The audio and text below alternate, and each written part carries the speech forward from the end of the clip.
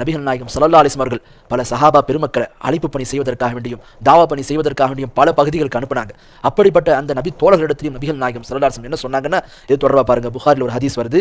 நபிகள் நாயகம் ஸல்லல்லாஹு அலைஹி வஸல்லம் அவர்கள் முஆத் இப்னு ஜபல் என்கிற சஹாபியை யமன் நாட்டிற்கு அனுப்பினார்கள். அனுப்பும்போது சொன்னாங்க, இன்னக தக்துமு அலா கௌமின் மின் அஹ்லில் கிதாப் ஃபல்யகுன் அவ்வல மா ததும் இலா அன் யுவஹிதல்லாஹு தஆலா ஃபஇதா அரஃபு ذلك فاخبرهم ان الله قد فرض عليهم 5 صلوات في يومهم وليلتهم. சொன்னார்கள் நபிகள் நாயகம் ஸல்லல்லாஹு அலைஹி வஸல்லம் அவர்கள், முஆத் இப்னு ஜபலே, நீங்கள் யமன் நாட்டிற்கு செல்கின்றீர்கள், அங்கு வேதம் கொடுக்கப்பட்ட மக்கள் இருக்கிறார்கள், அவரிடத்திலே சென்று நீங்கள் முதலிலே லா இலாஹ இல்லல்லாஹ்வை பற்றி சொல்லுங்கள், அல்லாஹ் ஒருவனை மட்டுமே வணங்க வேண்டும் என்பதை பற்றி அவர்களுக்கு சொல்லுங்கள்.